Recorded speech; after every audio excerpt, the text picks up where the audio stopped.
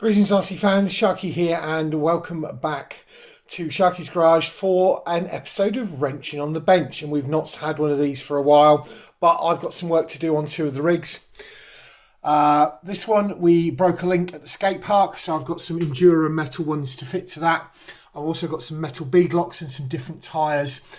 These ones are super sticky and wide, these ones are more a road tyre, and we'll see how that goes. On the Landy, we snapped front bumper, so I'm going to try and shorten it, bring it in tighter to it, shorten these rails off. I've got a new replacement of that. We broke a link on that as well, so I'm going to replace that. And we've got some tyres on metal bead locks. These are All-Star Hobby ones, which are about the same height, slightly larger, and hopefully we'll have a bit more grip. But we're also going to do some painting. Going to turn this top colour blue, going to turn this blue, dark blue, this colour blue to match a lot of my other rigs, and we'll get into that as we go into the episode. There'll be some time lapses and stuff like that. So before we get into the main part of the video, don't forget to do the usual things like, comment and subscribe. Right, some time and a head wound later, and yeah, so tyres here. These have got the wrong centre on it. I've now ordered some others, so they'll go to another project, which means these are the three tyres. They're the original, they're the non-sticky, they're the super sticky, but I will mount them up on the original bead locks and get that done. We've also got a 3S battery to try in the link, so that's that will get sorted out and dealt with. I've taken the bonnet off, I've taken the body off. There are 8 screws underneath into there. I have marked on the front here, and I have marked on the old bumper. So what we're thinking is that we're going to be cutting where the hole is and cutting where that hole is, which should tuck that back and tuck everything up and do that. The wheels are there. I am going to use some plastic primer and do the painting, so that's one of the next things, because Sean Baker's coming around to see me tomorrow to do some stuff with other things which we may see in this video. The lead on that, and changing a plug on this Mini that I've picked up that you won't have seen on the channel yet. So yeah, got some electronic stuff doing, so I'll probably get something of that. So next jobs will be sorting this out for paint, getting that painted, cutting this. I'll save mounting the tyres up until the end, but they do look really good and I like them. Unfortunately they're not 5 lug, but they are metal bead locks, so they're going to look stunning on there, give me a bit more low down weight, and then when we've got it apart we'll put the other link on at the same time. Right, so that's just an update of where we're up to at this point.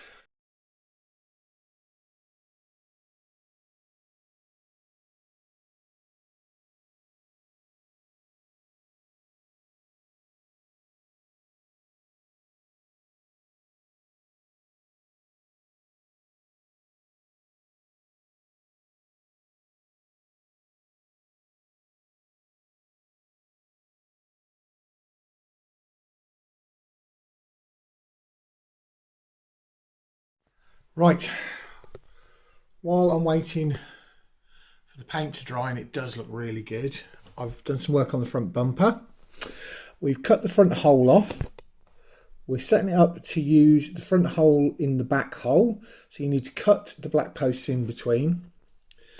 I think I've shown you a fitment thing, but it's 22mm front to back for this, so you cut that, which is pretty much through the edge of the hole at the rear there. I don't know whether you can see just there, the edge of the hole.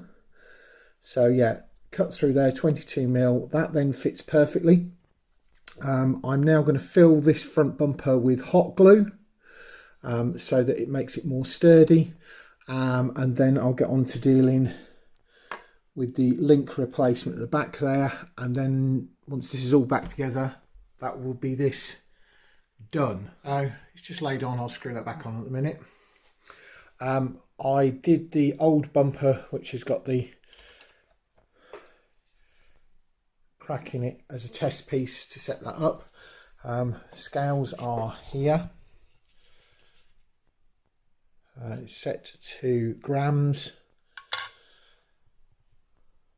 and that one weighs 13 grams. The new one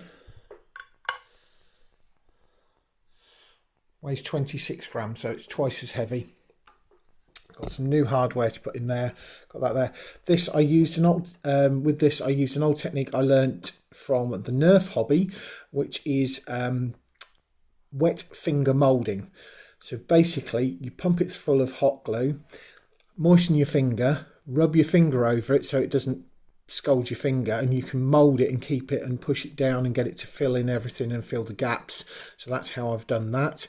So that needs remounting onto the back there, as I say, with 2 new screws. The bonnet needs to be remounted, and that needs to be done, and the new wheels need to be put on, and then this will all be done. So I'll come back to you once all of that is done. Just while I've got the scales out, I've taken one of the old tyres off, and that's 38 grams. The new tyres are 74 grams. That's 36 grams difference. So that means that's going to be 144 grams heavier, low down weight, by switching to these metal bead locks as opposed to these plastic ones. These also have inserts, so that'll give better, as opposed to this, which you've got all the deformation. Right, I'm calling it for the day. The Landy is done. I haven't pushed the bonnet down just to give it extra time to cool. You can see there the bonnet fitment, the bumper fitment is about, it is half a centimetre closer.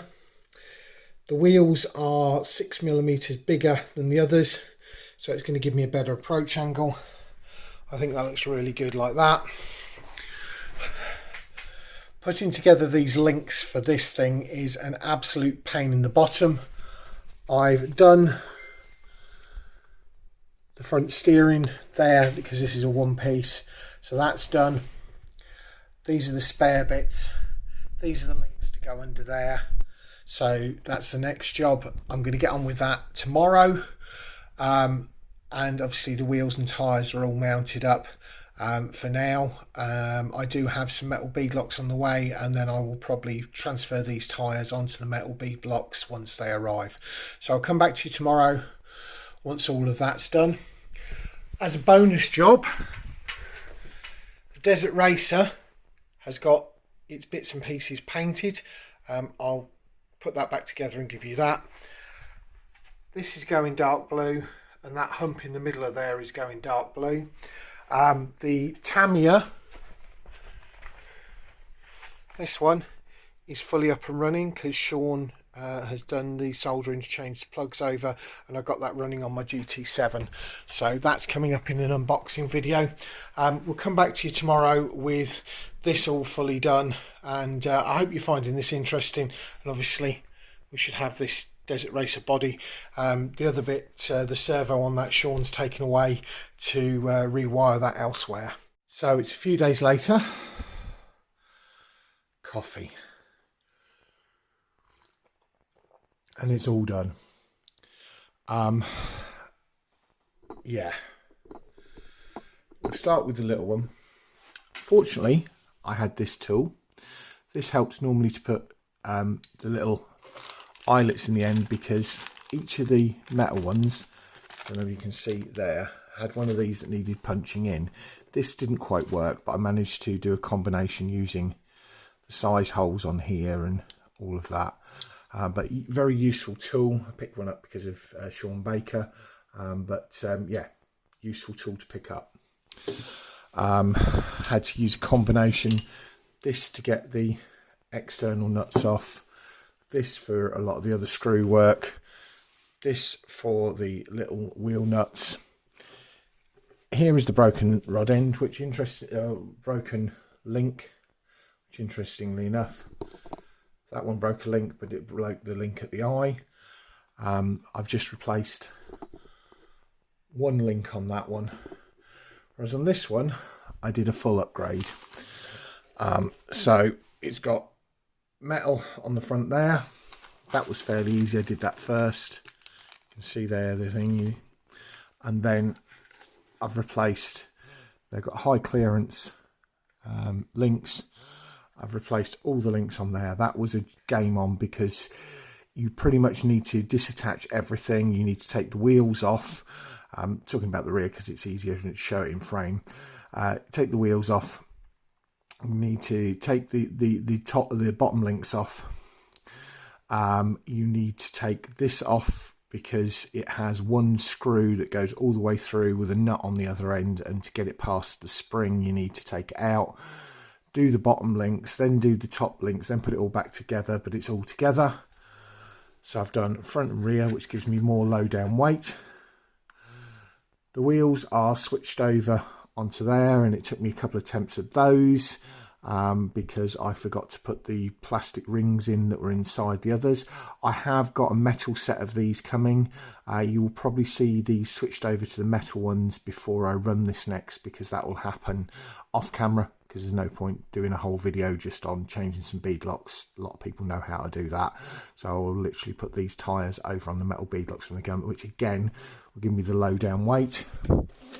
And then we've got this 380 mAh. Let's see if that helps. 3S 120C battery, which should run in there nice and easily.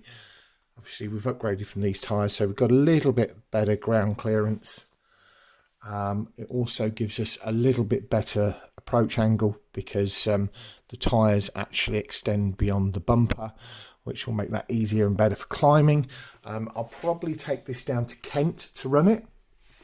Now, the bonus project was this, because I mentioned Sean Baker was coming round to do some electrical work for me. In the video on the Desert Racer, we spoke about the servo and the wire, and that I needed it, the servo rewiring. He came round, he looked at it, he said, look, I haven't got the bits I need here. He was going to speak to Ian Henderson, because he knew Ian had got a kit that might help to do that. So he's taken that away. So I took the opportunity, since I was painting this one, to paint this up. So this was black before, so I put the white base coat on, the same as I did on there. Then I put the light blue colour on, which I don't think is a bad match to that Landy light blue over there. I'll pull those forward so you can see it closer together. It's not a bad match. Then I masked this up, and then I painted the dark blue, sticking it up. Enjoy being a badass. That's a Boom Racing sticker, but I thought that fitted and worked, and it looks really nice on the visor there. I don't have any number decals, otherwise I'd put a number on there, but that's the Desert Racer. And I just get a Flying Fox thing on that. That might have to be the nickname on that. Kitsune might like that. And then on to the SG-1001. So in the photos you'll have seen, I took the rear half of the thing off, cut it just after the hole, cut the support underneath to move it back, and you can see in there I filled it with hot glue. It's doubled the weight of it from 13 to 26 grams. The tyres on this are slightly larger. They are 6 mils larger, so we pull that back 5 mils, 6 mils there, which means 3 mil extra ground clearance for the axles and stuff like that. But with that, it's going to give me a better approach angle. We've painted it. There is a couple of little things, and me being the perfectionist, you can see here where the hinges are on the white. I need to glue those up to make that. And then perhaps get the interior detailed and stuff like this. I want to make this more scale. I haven't fitted the wing mirrors yet, but I do think these tyres being a bit narrower look very more in keeping. I'm looking into getting some new shocks to get that sorted. We need to get front and rear number plates. I have got some Landy from Boom Racing things that I'm possibly going to put on there. I've sticked it up. I haven't detailed the engine yet. Again, that might be something I need to speak to Keldon Raven about, see whether he can paint that up for me. But that does that nicely. I think the colour scheme fits out well and goes in keeping with little blue, with big blue, and this is my colour scheme. So that looks great. I put a blue one on the back there. The tow bar on this will get some use. I am looking into getting a 3D printed jet boat trailer, because I'm thinking about towing the jet boat with this. And this is why the shocks need sorting, because there's definitely a problem on the rear there, possibly on angle. We'll sort that out at some point, but because this side just doesn't want to, so I need to get some shocks to sort that. But yeah, I have got another sort of trailer, but I'm thinking maybe put the jet boat behind this, so that I can take it out to places like Wicksteed, etc. But yeah, I need to sort that out. But when you've got it fully squished, you can see there the tyres fit nicely in there, and I think it looks really good. I'm looking forward to taking that out. There's another video going to come with that fairly soon. So that's it for today, folks. Thanks very much for watching, and we'll catch you all again next time.